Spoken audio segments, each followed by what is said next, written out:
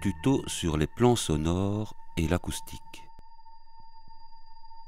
À l'instar de l'image dont le cadre est défini et hiérarchisé par différentes largeurs de plan, comme le gros plan, le plan taille, le plan pied, le plan large, etc., en son, nous avons aussi différents plans sonores selon la proximité ou l'éloignement du micro par rapport à la source. Nous parlerons de plan 1, plan 2, plan 3. Nous restons dans le domaine de la radio qui utilise principalement des micros dynamiques omnidirectionnels et cardioïdes. Ces deux types de directivité, dans les exemples qui vont suivre, ont des caractéristiques de plan sonore très similaires. Voyons d'abord la prise de son en intérieur calme, hors du studio, par exemple dans un bureau, un salon, un couloir, une pièce quelconque. Une notion primordiale dans ces endroits est un phénomène acoustique que l'on appelle la réverbération. La réverbération est le fait qu'un son émis par une source va se réfléchir, un peu comme la lumière, contre les différentes parois de la pièce. Écoutez cet exemple.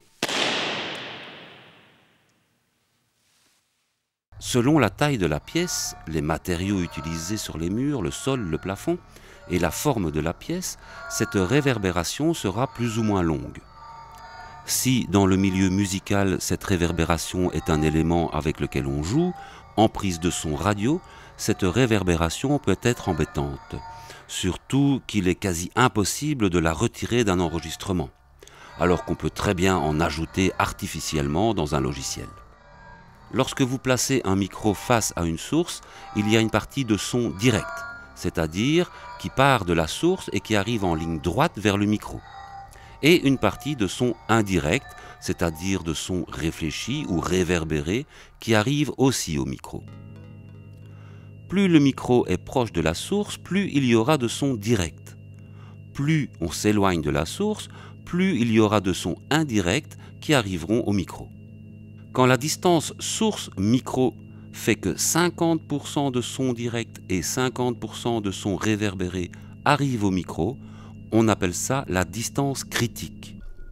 Quand plus de 50% de son réverbéré arrive au micro, le discours est noyé dans la réverbération.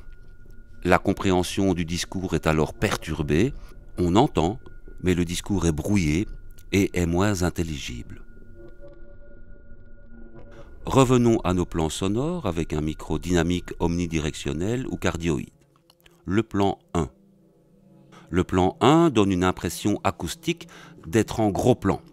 C'est le plan principal en radio, c'est le plan du journaliste du journal parlé, de la voix off d'un documentaire, d'une interview d'expert ou d'un témoignage. C'est le plan que vous entendez dans les différents tutos. C'est donc un plan proche, avec peu de réverbération, qui donne cette proximité avec l'auditeur.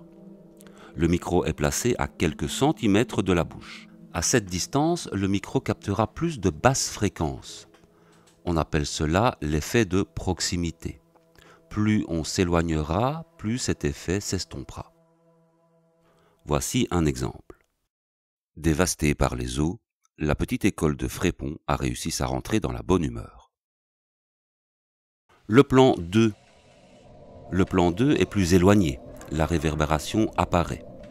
Le plan 2 donne l'impression acoustique d'un plan en pied. À partir d'une distance de 20 cm entre la source et le micro, nous sommes en plan 2. Voici un exemple.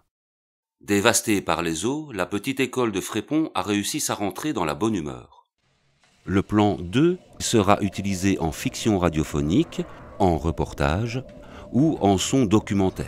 Par exemple, pour un portrait d'un artisan, après une interview en plan 1, on peut l'entendre parler de son travail dans son atelier tout en y travaillant. Le plan 3. Le plan 3 donne une impression acoustique d'un plan large. La source est très éloignée, la réverbération est omniprésente.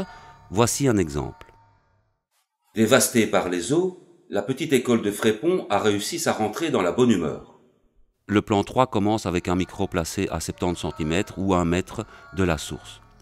Il n'est utilisé en radio, comme le plan 2, que pour de la fiction, en reportage ou du documentaire. Remarque importante, avec les micros dynamiques, omnidirectionnels ou cardioïdes, La distance réelle par rapport à la distance entendue des enregistrements peut être multipliée par 2 ou par 3. Donc, une personne enregistrée à 30 cm paraîtra à l'écoute plutôt à 1 mètre. La prise de son en intérieur bruyant. En intérieur bruyant, les phénomènes acoustiques sont semblables aux explications précédentes, mais intervient ici la notion de son d'ambiance. À l'intérieur d'un café, d'un aéroport, d'une gare, d'un magasin, plus on s'éloigne de la source avec le micro, plus l'ambiance va être présente dans l'enregistrement et peut alors noyer le discours. Pour une interview dans ces conditions, le plan 1 est évidemment de rigueur. La prise de son en extérieur. En extérieur, le phénomène acoustique de réverbération disparaît, sauf peut-être dans une ruelle, une petite cour ou un petit jardin entouré de murs. Dans la campagne, le son part tout droit, sans réverbérer, et s'évanouit dans la nature. Reste alors l'ambiance extérieure de la campagne, de la ville,